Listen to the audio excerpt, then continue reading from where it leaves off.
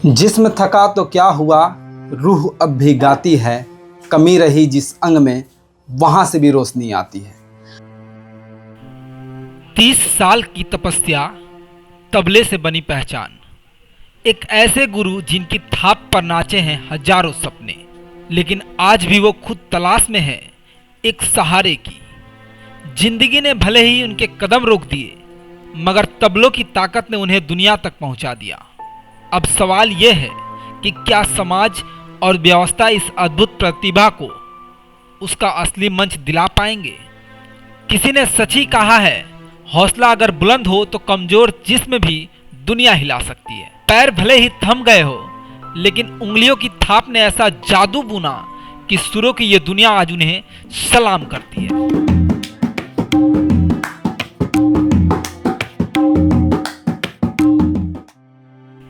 तीस वर्षों से एक ही जगह बैठकर इन्होंने सैकड़ों नहीं बल्कि हजारों शिष्यों को सुरों की साधना सिखाई। आज उनके शिष्य विदेशों में भी नाम कमा रहे हैं, लेकिन इनके अपने सपने अब भी अधूरे हैं। इनकी आंखों में बस एक उम्मीद है कि कोई तो होगा जो इनकी तपस्या को पहचान कर इनके हुनर को एक बड़ा आसमान देगा। तो क्यों ना आइए आज इन्हीं की कहानी इनकी जुबानी सुनते हैं। नमस्कार, आप देख रहे हैं पूर्वोत्तर भारत और आपके साथ मैं हूं रविंद्र यादव। आज सिलीगुड़ी शहर से कई किलोमीटर की दूर यानी कूच बिहार की यात्रा में हम पहुंचे हुए हैं और कूच बिहार की यात्रा में कह सकते हैं एक ऐसे शख्सियत से मिलाएंगे जो कि कह सकते हैं कि लगभग 33 वर्षों से भारत की संस्कृति, बंगाल की संस्कृति और यहाँ के रखरखाव को किसी भी तरह से सरहेजने के लिए आज भी संगीत से धर्म युद्ध कर रहे हैं। और ये धर्म युद्ध सिर्फ इनका नहीं बल्कि इनके पूरे परिवार का चल रहा है। हम जो शख्सियत के साथ आज जो मिलेंगे उनसे बात करेंगे, जब आप उनकी कहानी को सुनेंगे तो आप हैरान हो जाएंगे कि आखिरकार कैसे कोई इतना भी काबिल हो सकता है। हालांकि हम आपको बता दें, दिव्यांग व्यक्ति जिनका नाम कार्तिक चक्रवर्ती है वो दिव्यांग है, लेकिन कहते हैं ना कि कोई भगवान दिव्यांगों में कुछ ऐसा हुनर या वरदान दे देता है जिसके लिए कहीं ना कहीं वो जाने लगता है। और कार्तिक चक्रवर्ती सही में ऐसे ही एक शख्सियत है जो कह सकते हैं कि वो दिव्यांग तो है, दिव्य अंग, यानी उनके अंदर कोई ऐसी अंग है जिसके द्वारा वो कहीं ना कहीं कुछ सफलता प्राप्त कर सकते थे। लेकिन आज भी सरकार द्वारा कहे, किसी एनजीओ के द्वारा कहे या किसी सामाजिक संगठन के द्वारा उन्हें कोई सहायता नहीं मिली। और लगातार 33 वर्षों से वो इसी तरीके से जो छात्र हैं, लगभग इनके पास ये तबला वादक है और इनके पास एक कोचिंग भी चलती है जिसमें लगभग 300 छात्र छात्राएं यहाँ पर कोचिंग करने के लिए पहुँचते हैं। जरा समझिए, एक छोटे से गांव कूच बिहार के माथा भांगा के गांव में ये रहते हैं और यहाँ पर 300 से अधिक छात्रों को अभी भी प्रशिक्षण दे रहे हैं। तो है ना काबिले तारीफ वाली बात, क्योंकि आगे इससे पहले भी इनके कई सारे स्टूडेंट, छात्र छात्राएं जो है वो अंतर्राष्ट्रीय स्तर पर भी अपने जो प्रतिभा है उसको दिखा पाए हैं। और लेकिन आज भी वो उसी तरीके से जो जगह पर रहे उसी जगह पर ये सीमित रह चुके कार्तिक चक्रवर्ती जी को कह सकते हैं आज किसी का साथ नहीं मिला। कई बार उतार चढ़ाव आए, लेकिन इसी तरीके से ये अपने हौसलों पर खड़े रहें और लगातार संगीत से युद्ध करते रहें कि मैं तुम्हारे साथ युद्ध करूंगा, अटल रहूंगा। इसी तरीके से लगातार बने हुए हैं इसी धरती पर, इसी ज़मीन पर, कह सकते हैं कूच बिहार के माथा भांगा जो जगह है उस जगह पर लगातार अभी भी अड़े हुए हैं। और जिद है इनकी कि किसी दिन एक ऐसा दिन आएगा जब इनके भी चर्चे होंगे, इनका भी नाम गुनगुनाया जाएगा। तो हमारे साथ कार्तिक जी हैं, उनसे बात करते हैं। कार्तिक जी, बहुत बहुत स्वागत है आपका। लगातार 33 वर्षों से आप जिस प्रकार से ये तबला को लेकर पीछे हैं, म्यूजिक को लेकर लगे हुए हैं और कई सारे फील्ड में आप काम करते हैं, तो सबसे पहले हमें ये बताइए कब आपको लगा कि आप तबला बजाएंगे और इस तरीके से लोगों के बीच पहुंचना चाहेंगे? कब आपको लगा? बांग्ला तबला। আমি দীর্ঘ 33 বছর যাবৎ আমার এই প্রতিষ্ঠানটি চালিয়ে এসেছি। আমার এই ডক্টর আম্বেদকর মিউজিক কলেজটি চালিয়ে আসছি কোচবিহার জেলার শীতলকুচি ব্লকের অন্তর্গত গোসাইহাট গ্রাম পঞ্চায়েতের অধীনস্থ এই ডক্টর আম্বেদকর মিউজিক কলেজটি দীর্ঘ 33 বছর যাবৎ চলছে এবং কঠিন একটা লড়াইয়ের মধ্যে আমাকে চলতে হচ্ছে সামাজিক এবং আর্থিক প্রতিকূলতা সত্ত্বেও, এবং বিভিন্ন রাজনৈতিক প্রতিকূলতাও থেকে থাকে অনেক সময়। সব কিছুকে ডিঙিয়ে ওভারটেক করে আমাকে এই প্রতিষ্ঠানটি চালিয়ে যেতে হচ্ছে এবং আমি প্রতিষ্ঠান চলাকালীন অনেক বাধার সম্মুখীনও হয়েছি। আমি বিভিন্ন জায়গায় আমার প্রতিষ্ঠান সম্পর্কে আবেদন করেছি, BDO office, SD office, DM office, কিন্তু আবেদন করাই সার। আজ অবধি আমি কোনো সুরাহা পাইনি। সবাই শুধু বলছে দেখছি দেখব, এই পর্যন্তই। কিন্তু দুঃখের বিষয়, আমার এই কঠিন প্রতিকূলতার লড়াইয়ের পাশে আজ অবধি আমি কাউকে পাইনি এবং কেউ এসে দাঁড়ায়নি। আরও একটি সবচেয়ে মজার ঘটনা হচ্ছে, আমার এখানে আমাদের এই ব্লকের যে বিডিও আছেন, ওনার মেয়েও আমার স্কুলে পরীক্ষা দিয়েছিলেন এবং উনিও আমার বাড়িতে এসেছিলেন। উনি আমার সঙ্গে সাক্ষাৎকারও দিয়েছেন, সেদিনও রিপোর্টার এসেছিলেন, কিন্তু আজ অবধি ওনার তরফ থেকে আমি কোনো সুরাহা পাইনি। এটাই আমার খুব দুঃখের বিষয়। আমি তো একজন প্রতিবন্ধী ব্যক্তি, ডিসেবল পার্সন। আমার একক শক্তিতে, আমার মানসিক দৃঢ়তার সাহায্যে আমি আমার এই প্রতিষ্ঠানটি চালিয়ে এসেছি, কিন্তু আমি কবে পাবো সাহায্য আমি নিজেও জানি না। তবে সাহায্য দিক না দিক আমি ওই অপেক্ষায় নেই। আমি আমার কাজটি চালিয়ে যাব, ঈশ্বর আমার সহায় আছে বলে আমি মনে করি। কাজটি আমার চালিয়ে যেতে হবে। কেন চালাচ্ছি? কারণ বাচ্চা ছেলে মেয়েরা আসে, তাদের মুখের দিকে তাকিয়ে আমি প্রতিষ্ঠানটি চালিয়ে যাচ্ছি। কারণ আমি যদি এখন প্রতিষ্ঠানটি বন্ধ করে দিই, তাহলে ছেলেমেয়েরা অথই জলে ভাসবে। আর এখানে সেরকম কোনো প্রতিষ্ঠান নেই যে এখান থেকে শিক্ষা লাভ করবে। তাদের মুখের দিকে তাকিয়ে আমাকে প্রতিষ্ঠানটি চালাতে হবে এবং আমি চালিয়ে যাব, এটুকুই আমার ইচ্ছা। अच्छा, आपके लिए संगीत क्या है? संगीत को लेकर आप क्या सोचते हैं? क्योंकि आप जिस प्रकार से 33 वर्षों से लगातार इसी क्षेत्र को आगे बढ़ा रहे हैं, जिस प्रकार से आप तबला को लेकर लगे हुए हैं, संगीत में भी लगे हुए हैं, आर्ट को लेकर लगे हुए, कह सकते हैं पूरे एकेडमी को आप जब चला रहे 33 वर्ष से, तो आपके लिए संगीत कितना मायने रखता है? क्या सोचते हैं संगीत को लेकर आप? এখানে মাইনে বলতে আমি ছাত্রদের কাছ থেকে ন্যূনতম মাসে পয়সা নিচ্ছি, সেটা হচ্ছে মাসে 200 টাকার করা আছে, কিন্তু অ্যাকচুয়ালি পয়সাটা হয় না। কারণ হচ্ছে একটা প্রতিষ্ঠান চালাতে গেলে যে পরিকাঠামোর দরকার, সেগুলো আমার এখানে অভাব রয়েছে। যেমন একটা স্কুল ঘর দরকার, সেটা আমার নেই। ছোট্ট একটা কুঠরিতে আমাকে স্কুলটি চালাতে হচ্ছে। প্রয়োজনীয় মিউজিক সরঞ্জাম, যেগুলো বাদ্যযন্ত্রের দরকার, ততটা নেই, অল্প অল্প আছে। হয়তো আরও 2-1টা হারমোনি দরকার, সেটাও নেই, একটা হারমোনিতে চলতে হচ্ছে। তারপরে ধরুন বিভিন্ন সঙ্গীত পুস্তক দরকার, বইপত্র, সেটারও অভাব। মোট কথা বিভিন্ন অভাবগ্রস্ত অবস্থায় আছি এবং সেই অভাবকে সঙ্গে নিয়ে আমি চালাচ্ছি এই প্রতিষ্ঠানটি। এখন এগুলো পূরণ না হলে আমাকে এরকম অবস্থায় চালিয়ে যেতে হবে। তাতে যতটুকু হয় ততটুকু নিয়ে আমাকে সন্তুষ্ট থাকতে হবে, এইটুকুই আমার বলার। पिछले 33 वर्षों से आप कितने छात्रों को शिक्षा दे पाए हैं, और ऐसा कौन सा छात्र है जिसे आप कभी नहीं भूल पाएंगे? क्योंकि एक ऐसा छात्र होता है ना कि जिसमें बहुत ज़्यादा प्रतिभा होती है, ऐसा कोई छात्र होगा आपके पास? আমার এখানে প্রচুর ছাত্র পরীক্ষা দিচ্ছে। এই স্কুল থেকে গানের পরীক্ষা, তবলার পরীক্ষা, ঢোলকের পরীক্ষা, আবৃত্তির পরীক্ষা, পদাবলীর পরীক্ষা, শ্রীখোলের পরীক্ষা, বিভিন্ন সাবজেক্টের উপর এখানে পরীক্ষা হচ্ছে। প্রায় 8-10 রকম সাবজেক্ট এখানে আছে এবং লুপ্ত সংস্কৃতি, বিষয়রা, শ্রীখোল, পদাবলীগুলো তো লুপ্ত সংস্কৃতি, কুষাণ, এগুলোরও কিন্তু আমার এখানে পরীক্ষা হয়। তো এই সংস্কৃতিগুলো হারিয়ে যাওয়ার পথে সেগুলোকে আমি তুলে ধরেছি এবং এখান থেকে বহু প্রতিভা চলে এসছে।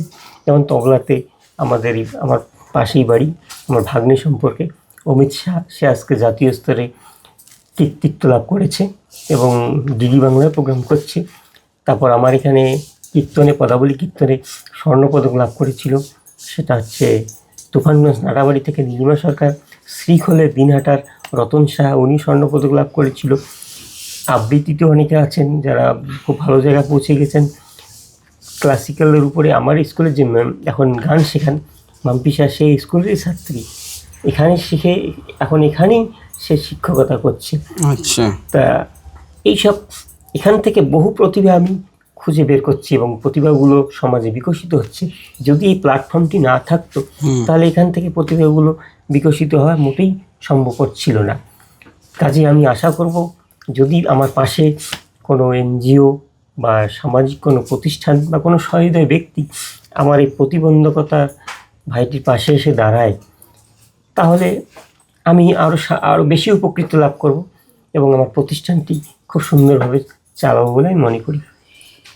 तो क्या कोई ऐसी संस्था है, क्या कोई ऐसे लोग हैं जो इनके लिए खड़े हो पाए? क्योंकि ये आज भी हम आपको बता दें दिव्यांग होने के साथ साथ लगभग 300 छात्र छात्राओं को यहाँ पर प्रशिक्षण देते हैं और संगीत को लेकर काफ़ी इनका जो कह सकते हैं लगाव है वो काफ़ी ज़्यादा है। हालांकि हम और भी बात करते हैं।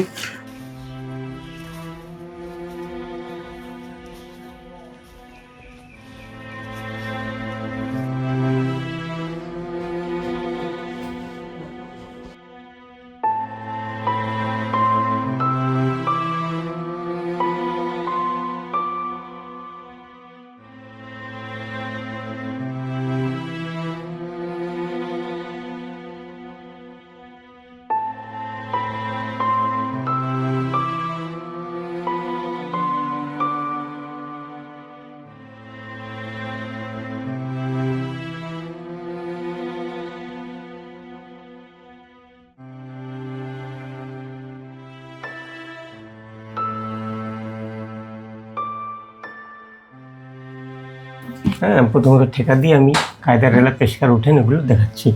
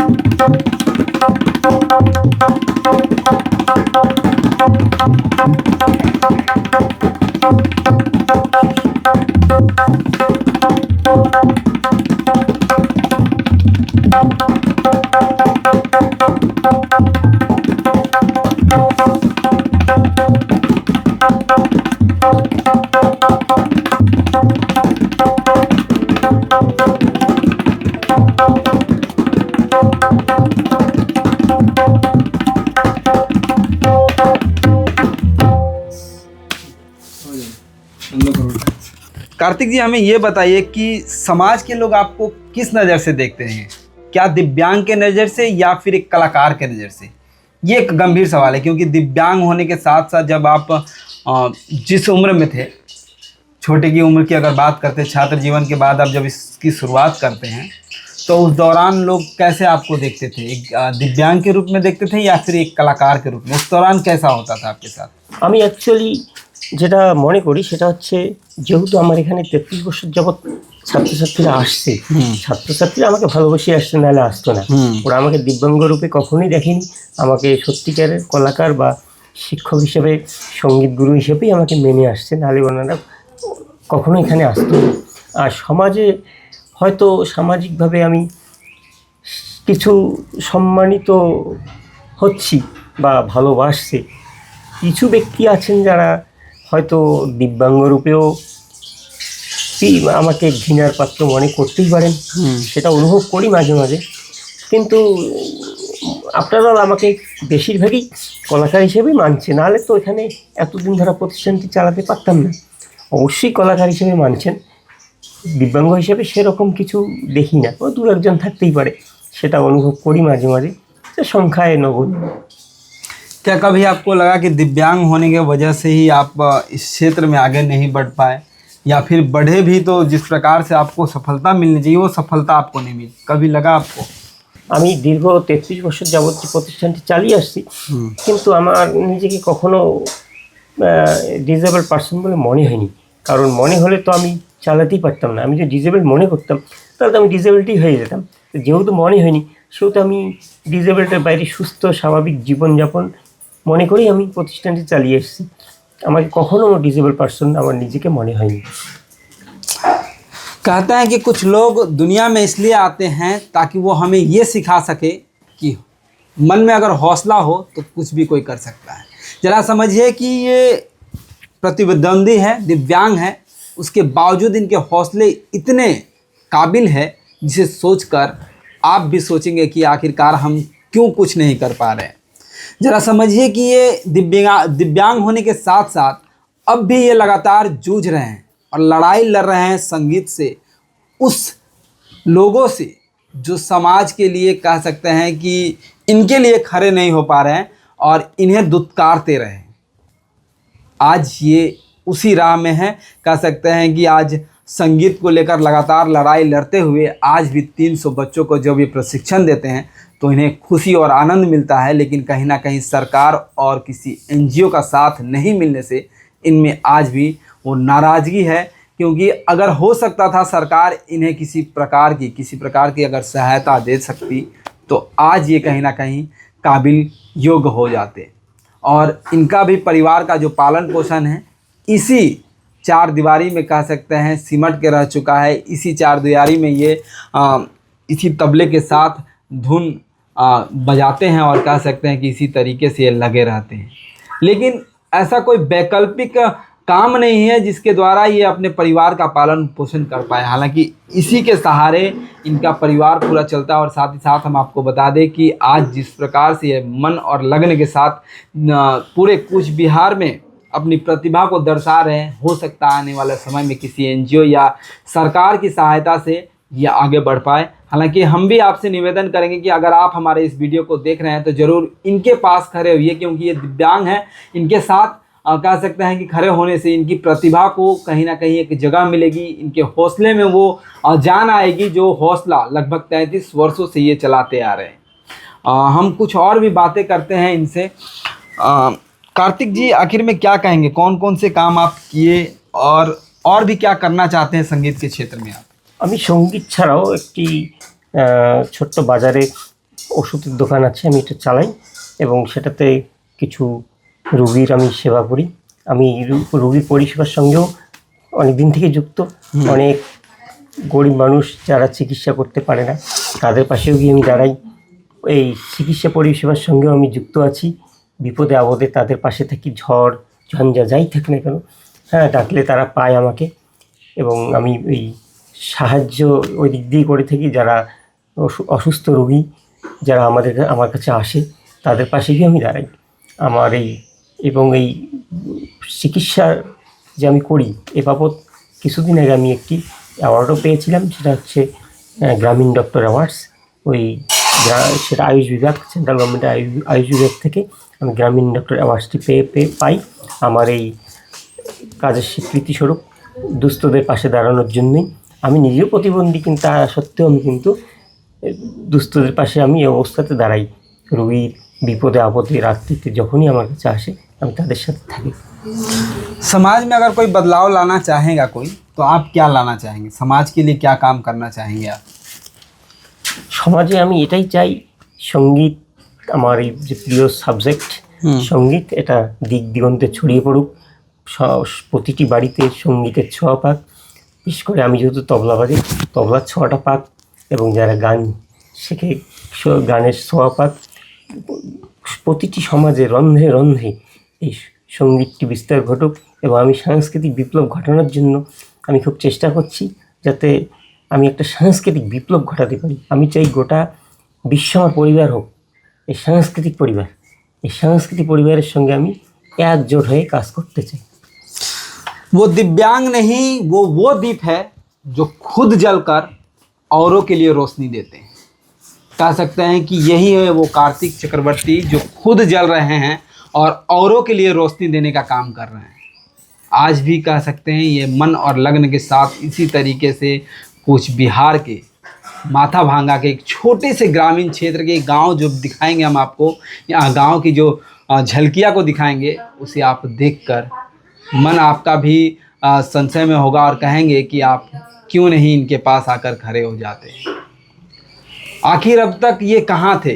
ऐसे ऐसे सवाल आपके जहन में आएंगे और ये देखने के बाद कोई ना कोई हमें ज़रूर कॉल करेगा। हम आशा करते हैं ज़रूर इनके साथ कोई खड़ा होगा।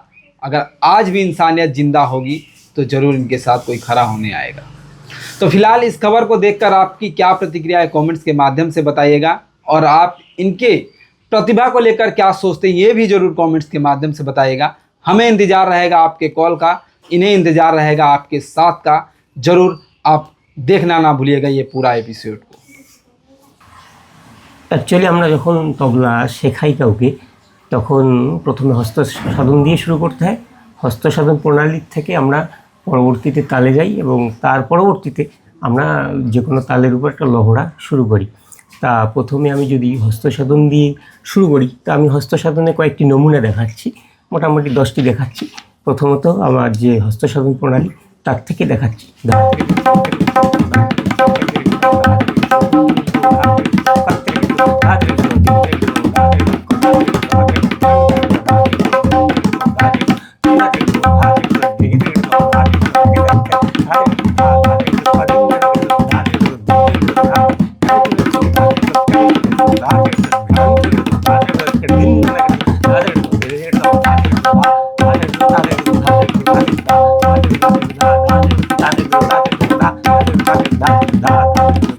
এটা আমার হস্ত সাধনার একটা প্রণালী হলো। তারপর আমি দ্বিতীয় যাচ্ছি তালের উপর। প্রথমত আমরা যদি প্রথম যে তালটা শুরু করি সেটা হচ্ছে দাদরা। প্রথম দাদরা তাল দিয়ে অ্যাকচুয়ালি ছাত্রদের শেখানো শুরু করতে হয় এবং দাদরা তালের প্রকাশ সহ আমরা শেখাই। প্রথম দাদরা তাল যদি আমি শুরু করি দাদরার ঠেকাটা দিয়ে তারপরে আমি দ্বিতীয়ত দাদরা তালের প্রকারে যাব। দাদরার ঠেকাটা হচ্ছে কি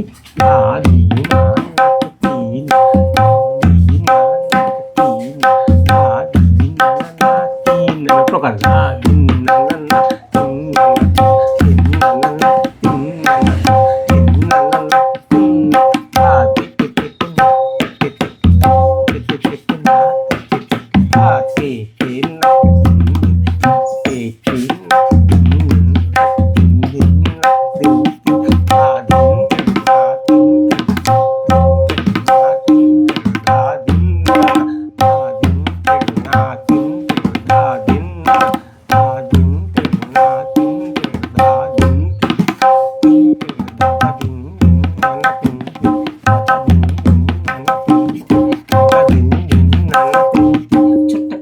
সহযোগে আমি দাদরাটা বাজছি।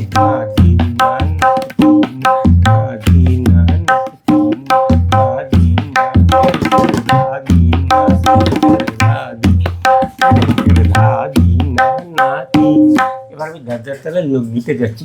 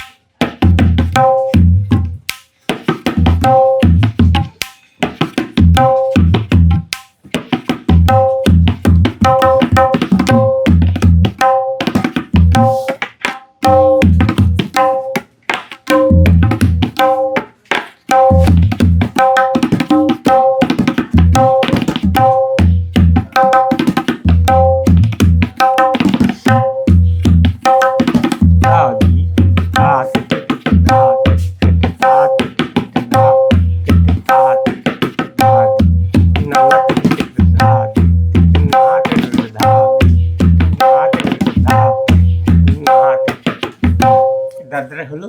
এবার আমরা দেবো কাহারবাতে। কাহারবার প্রথম আমরা ঠেকাটা দেবো, দিয়ে তার প্রকার কয়েকটা বাজাবো। কাহারবার তাহলে হচ্ছে 8 মাত্রা এবং 8 মাত্রা ঠেকাটা আমি প্রথমে বাজিয়ে তারপর আমি প্রকারে যাব।